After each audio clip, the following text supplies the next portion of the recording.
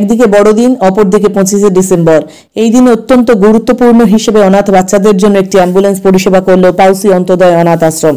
এই অ্যাম্বুলেন্স পরিষেবাটি এখানকার বাচ্চারা অসুস্থ হলে শুধু তাই নয়, পার্শ্ববর্তী গ্রামের মানুষরাও অসুস্থ হলে তারা এই পরিষেবা পাবেন। এই অ্যাম্বুলেন্স সেই কারণেই এই আশ্রমের কর্ণধার বলরাম করণ সহযোগিতায় এই অ্যাম্বুলেন্স পরিষেবাটি করা হয়। যিনি এই অ্যাম্বুলেন্সটি পরিষেবাটি করার জন্য অর্থনৈতিক সাহায্য করেন। তিনি প্রবাসী এক বাঙালি। বিদেশ থেকে তিনি ওখানকার অনাথ বাচ্চাদের চিকিৎসা পরিষেবা ভালো পাবে বলে এই অ্যাম্বুলেন্সটি পরিষেবার জন্য অর্থনৈতিক সাহায্য করেন। 25শে ডিসেম্বর আড়ম্বর সহকারে অ্যাম্বুলেন্সকে উদ্বোধন করা হয়। এই অ্যাম্বুলেন্স উদ্বোধন করেন প্রবাসী বাঙালির প্রতিনিধি গৌতম বাবু। এছাড়াও ছিলেন ওনার সহধর্মিনী এবং তার এক কন্যা, যিনি প্রতিনিধি গৌতম বাবু। তিনি দিল্লিতে থাকলেও হঠাৎ করেই এই আশ্রমে চলে আসেন অ্যাম্বুলেন্সটি উদ্বোধন করার জন্য। উনি এবং ওনার স্ত্রী জানান এখানে এসে অত্যন্ত ভালো লাগলো এবং এখানকার যারা বাচ্চাদের জন্য তিনি সব রকম ব্যবস্থা করবেন বলে আশ্বাস দিয়েছেন এবং অত্যন্ত প্রশংসাও করেন।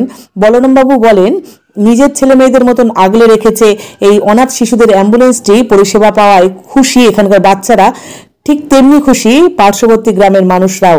পূর্ব মেদিনীপুর থেকে আমাদের সাংবাদিক অংশুমানের সাথে খবর পাঠিয়ে আমি সোমা। আমরা একটা অ্যাম্বুলেন্স পরিষেবা দিতে চলেছি। যেই অ্যাম্বুলেন্সটা কিন্তু আমাদের একজন প্রিয় মানুষ চন্দনা সেনগুপ্ত এবং তার স্বামী নির্মল সেনগুপ্ত, ওনারা এই অ্যাম্বুলেন্সের সমূহ খরচ ব্যয় করেছে। প্রায় 9 লক্ষ টাকা খরচ করে শীতাতপ নিয়ন্ত্রিত এবং অত্যাধুনিক একটি অ্যাম্বুলেন্স আমরা এই এলাকাবাসীর জন্য আজকে আমরা উদ্বোধন করলাম। এটা আমার খুব বড় দিনটা আরও অনেকটা তাৎপর্য অনেকটা বড় হয়ে উঠল আজকের এই অ্যাম্বুলেন্সটা উদ্বোধন করতে পেরে।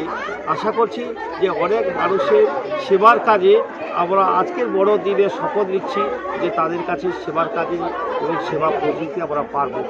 এটা আমাদের কাছে একটা বড় পাওনা এবং বিরাট প্রাপ্তি। তার জন্য যিনি আমার মামুনি এবং বাবু যাদের মামুনি বাবু বলি, ওনার প্রসাদ সেনগুপ্ত, ওনারা ওখান থেকে সব কিছু করেছেন, কিন্তু ওনারা সশরীরে আসতে পারলেন না বলে আমাদের দিয়ে আর কি করালেন। তো আমাদের খুবই ভালো লাগছে। আশা করি সকলেই সুস্থ থাকুক, ভালো থাকুক, কিন্তু যখন প্রয়োজন পড়বে এটা কাজে লাগুক। আর দাদাকে আমাদের অনেক অনেক শ্রদ্ধা এবং অন্তর থেকে প্রণাম আর অনেক শুভকামনা রইল এখানে অন্তোদয় অনাথ আশ্রমের বাচ্চাদের জন্য এবং যারা এখানে সহযোগিতা করেন এবং যারা রয়েছেন ময়না, করণ, মণি এবং চায়না, সবাইকে আমাদের অনেক অনেক ভালোবাসা আর খুব ভালো লাগছে। আপনি এসছেন এখানটায় অনাথ আশ্রম, যেটা একদম জানলাম যে স্টেজ থেকে, যে শুধু অনাথ বাচ্চাদের নয় পার্শ্ববর্তী গ্রামের মানুষদেরও একটা পরিষেবা দেবে। একটা নতুনত্ব ভাব মনে হচ্ছে। হ্যাঁ, এটা আমার কাছে পুরোটাই নতুনত্ব হচ্ছে।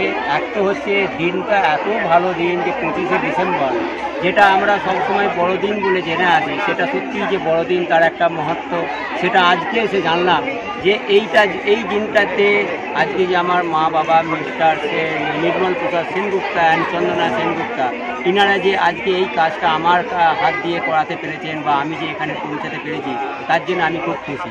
আর একটা ব্যাপার হচ্ছে যে এই জিনিসটা উনি যখন এসেছিলেন এই কিছু মাস আগে, দুজনই এসেছিলেন সোনাপুর থেকে, এখান থেকে দিল্লি যাওয়ার কথা ছিলেন, কিন্তু এত শরীর খারাপ হয়ে গিয়েছিল।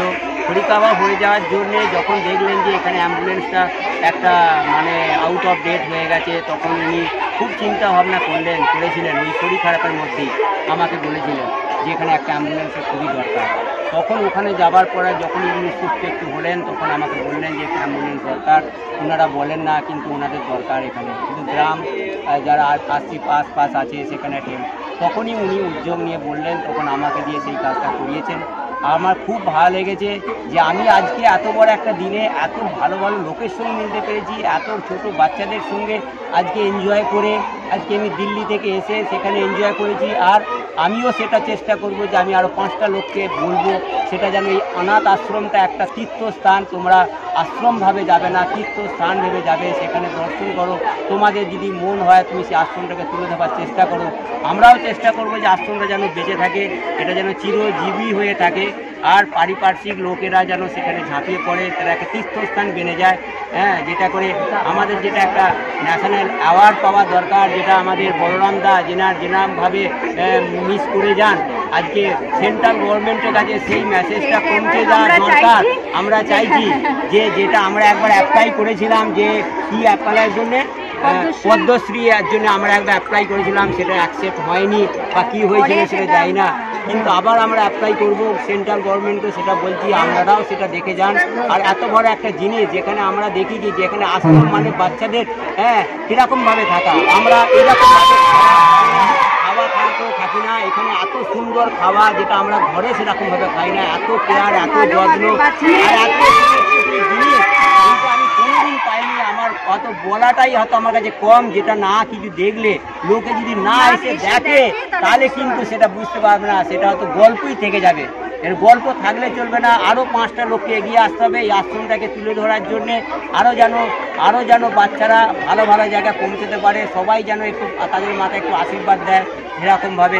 আমি এইটাই আমি বলতে পারবো যে আমরা যে 25 ডিসেম্বর আমি খুব এনজয় করেছি এত দূর থেকে এসে, এত এরকমভাবে যে একটা অ্যাম্বুলেন্স আরও লোকে যেন সবাই এগিয়ে আসে, আমরাও যদি চেষ্টা করব পরে যেন আরও আমরা এরকমভাবে আরও সাথে বলরাম দার সাথে সবসময় থাকতে পারি। ইনি এমন একটা মানুষ, সিধে সাদা মানুষ, ইনি নিজের জন্য কখনো ভাবেন না, সবসময় বাচ্চাদের জন্য চিন্তা করে থাকেন। যখন দেখি ফোন নিয়ে বিজি আছেন, হয়তো পয়সা কালেক্ট করে এদিকে চলে যাচ্ছেন ওইদিকে চলে যাচ্ছেন, কোনো সময় টাইম থাকে না ফোন করে বা ফোন করে রিসিভ করার জন্য। তো আমি এটা খুব ধন্য। আমি আমাদের চ্যানেলটাকেও বলি, চ্যানেলের মাধ্যমে আপনারা এটাকে সত্যি যেটা ঘটনা সেই ঘটনাটাকে আরও তুলে ধরার চেষ্টা করুন, তাতে করে আরও এই স্বাস্থ্য ভালো হয়, এটাই বলে আমি আমার